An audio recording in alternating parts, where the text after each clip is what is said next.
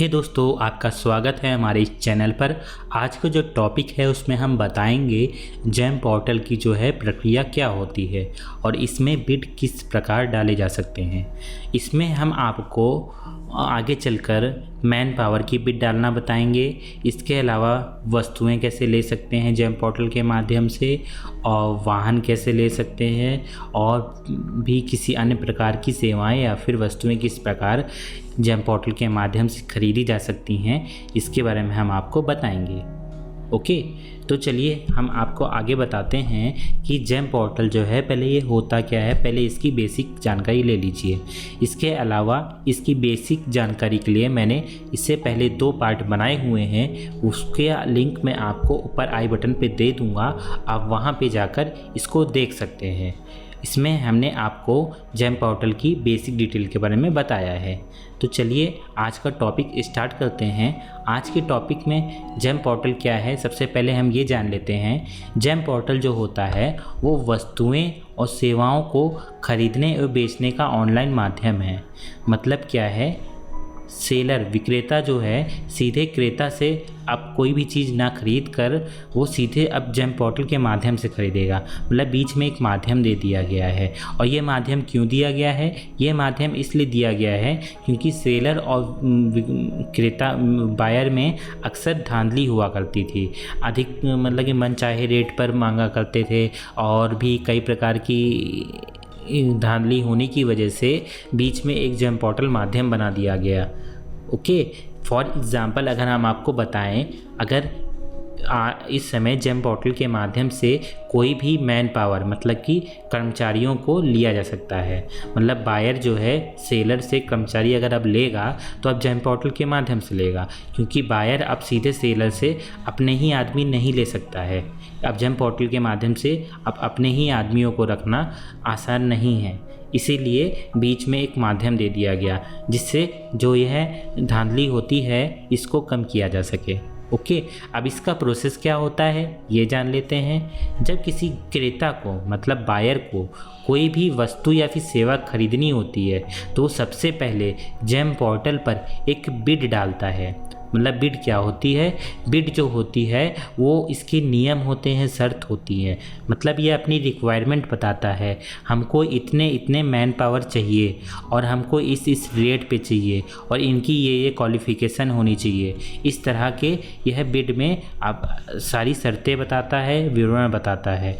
उसके बाद जो डॉक्यूमेंट तैयार होता है उसको वो है पब्लिश कर देता है। पब्लिश जब करता है तो उसके नोटिफिकेशन जो है वो सभी सेलर के पास चले जाते हैं कि हाँ ये नोटिफिकेशन मतलब यह एक नोटिफिकेशन आया हुआ है, इसमें ये रिक्वायरमेंट है, और ये सेलर के पास चले जाते हैं। अब सेलर अगर इसमें दिए हुए रिक्वायरमेंट के हिसाब से अगर सेवाएं दे पाता है तो इसी नोटिफिकेशन इसी बिड में वो पार्टिसिपेट करता है।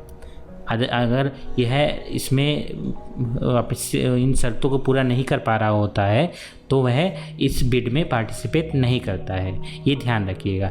इसका सेम प्रोसेस वैसे ही है जैसे कोई सरकारी नौकरी के लिए फॉर्म निकलता है तो उसमें स्टूडेंट लोग पार्टिसिपेट करते हैं। ठीक है, अगर किसी का इंटर वाली जॉब निकली है तो जिसका इंटर होगा सिर्फ वही पार्टिसिपेट कर पाएगा। सेम वैसे ही प्रोसेस इसका भी होता है।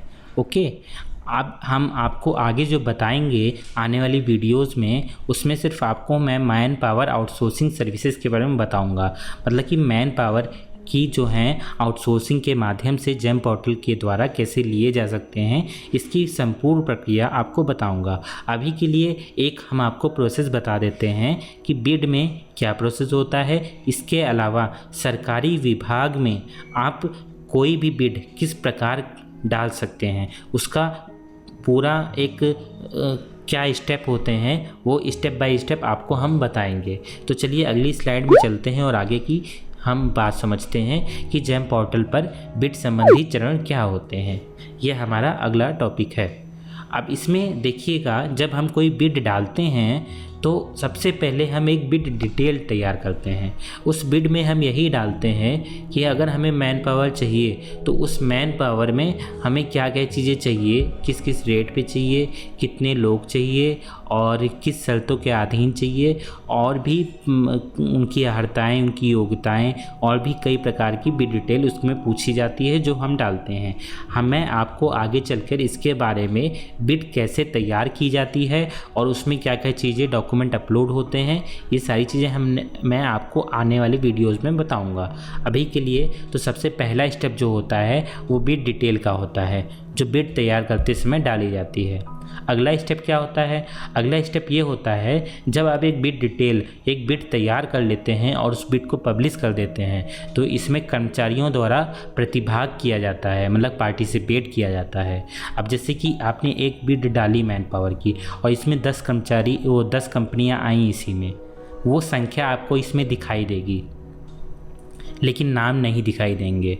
नाम कब दिखाई देंगे? जब आप इसकी टेक्निकल बिड खोलेंगे। ठीक है, जब इसकी आप टेक्निकल बिड खोली जाएगी, और ये कैसे खोली जाएगी ये आपको मैं आने वाली वीडियोस में आगे स्टेप बाय स्टेप बताऊंगा। ठीक है, जब यह आप खोलेंगे टेक्निकल बिड इसकी, तो टेक्निकल बिड खोले जाने पर जहाँ पे 10 कंपनियां आई हैं उनके नाम यहाँ पे दिखाई देंगे, और जो हमारी रिक्वायरमेंट थी उस बिड में, जिसके हिसाब से यह इसमें डॉक्यूमेंट जो कंपनियां आई हैं 10, वह अपने डॉक्यूमेंट इसमें अपलोड किए होंगे। इन डॉक्यूमेंट को हम लोग डाउनलोड करते हैं और डाउनलोड करके एक चेकलिस्ट बनाते हैं। उस चेकलिस्ट में जैसे 10 कंपनियों के नाम होते हैं, उन 10 कंपनियों के नाम ने कौन कौन से डॉक्यूमेंट जमा किए हैं वो सारी चीज़ें उसमें हम चेक करते जाते हैं, और जिन्होंने हमारी रिक्वायरमेंट के हिसाब से डॉक्यूमेंट सबमिट नहीं किए होते हैं उनको हम डिस्क्वालीफाई कर देते हैं, और जिन्होंने हमारी रिक्वायरमेंट के हिसाब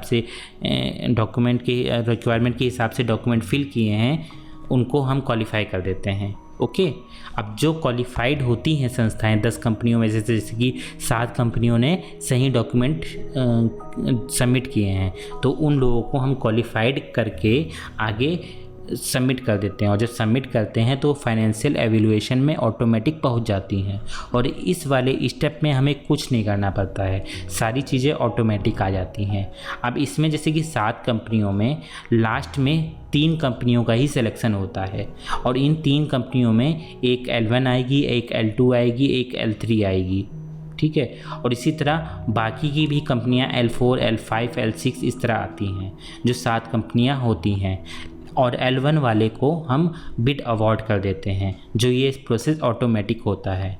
अब एक इसमें प्रॉब्लम फाइनेंशियल बिड में ये आती है अक्सर कि अगर 3 कंपनियों का चयन तकनीकी बिड में हुआ है, मतलब टेक्निकल एवेल्यूएशन में हुआ है, तो वो 3 अगर फाइनेंशियल एवेल्यूएशन में जाती हैं, तो अगर तीनों L1 आ जाती हैं तो ऐसी स्थिति में क्या किया जाता है?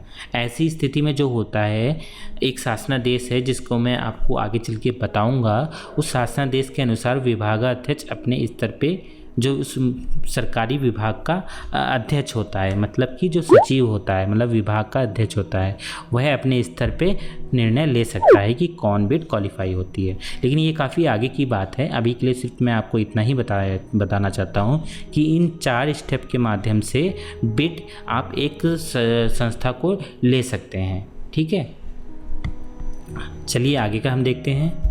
आगे जो है एक इसमें अब देखिएगा, सबसे पहला स्टेप मैं आपको बता रहा हूँ इस बिड डिटेल के बारे में। ठीक है, पहले मैं बिड डिटेल के बारे में बताऊंगा, फिर टेक्निकल एवेल्यूएशन, ये सारी चीज़ें आपको स्टेप बाय स्टेप बताऊंगा। अभी सबसे लंबा प्रोसेस जो होता है वो बिड डिटेल का होता है, तो चलिए सबसे पहले मैं इसके बारे में बता देता हूँ। अब देखिएगा, बिड डिटेल में सबसे पहले हमें जो तैयार करने होते हैं वो विवरण और शर्तें तैयार करनी होती हैं। अब मैन पावर का विवरण और मैन पावर की शर्तें किस प्रकार तैयार की जाती हैं, इसके आपको नेक्स्ट वीडियो में आपको मैं बताऊंगा। अभी के लिए तो बस आपको एक स्टेप बता रहा हूँ कि ये स्टेप करने होते हैं, तब जाके हमारी बिड फाइनल होती है। तो सबसे पहले आपने विवरण और शर्तें तैयार की। अभी ये विवरण जब शर्तें तैयार हो जाती हैं, तब इन विवरण और शर्तों के आधार पर आप एक कमेटी का गठन करते हैं। उस कमेटी में जब गठन हो जाता है तब जो विवरण और शर्तें तैयार की गई हैं, इन विवरण और शर्तों को इस कमेटी के समक्ष रखा जाता है। ये कमेटी इस पे चर्चा करती है और जब चर्चा करती है उसके बाद इन समस्त विवरण और चर्चों पे चर्चा करने के उपरांत एक ड्राफ्ट बिड तैयार की जाती है। मतलब कि एक कमेटी में जो विवरण शर्तें अप्रूव हुई हैं, अनुमोदित हुई हैं, जिनकी संस्तुति हुई है, उसके आधार पे हमने एक नमूने के आधार पे एक बिड तैयार कर ली, जिसको हम ड्राफ्ट बिड बोलते हैं। अब इस ड्राफ्ट बिड को इसके साथ जो अटैचमेंट लगे हुए हैं उस पर जो हमारा विभाग का मेन जो होता है विभागाध्यक्ष, ठीक है, उसका अनुमोदन लेते हैं। जब इसका अप्रूवल मिल जाता है उसके बाद हम बिड को प्रकाशित कर देते हैं। ठीक है, यह जो है स्टेप हैं, 6 स्टेप में हमारी बिड की कार्रवाई समाप्त हो जाती है और हमारी बिड पब्लिश हो जाती है। सिर्फ पब्लिश होती है, इसके आगे का स्टेप कुछ और ही है जो मैं आपको आगे आने वाले वीडियोस में बताऊंगा। अभी के लिए इसके आगे मैं आपको बताऊंगा, इसके आगे मैं आपको बताऊंगा विवरण और शर्तें क्या होती हैं, ड्राफ्ट बिड कैसे तैयार करते हैं और बिड प्रकाशित कैसे की जाती है। ओके, तो आज के लिए बस इतना ही। आपसे मैं मिलूँगा नेक्स्ट वीडियो में, जिसमें आपको मैं मैन पावर की बिड के विवरण कैसे तैयार किए जाएंगे और उनकी शर्तें कैसे तैयार की जाएंगी, इसके बारे में आपको स्टेप बाय स्टेप बताऊंगा। आप इन विवरण को एज इट इज़ अपने विभाग में और इन शर्तों को भी आप एज इट इज़ अपने विभाग में यूज़ कर पाएंगे। तो आज के लिए बस इतना ही। आपसे मिलते हैं नेक्स्ट वीडियो में। अभी के लिए नमस्कार।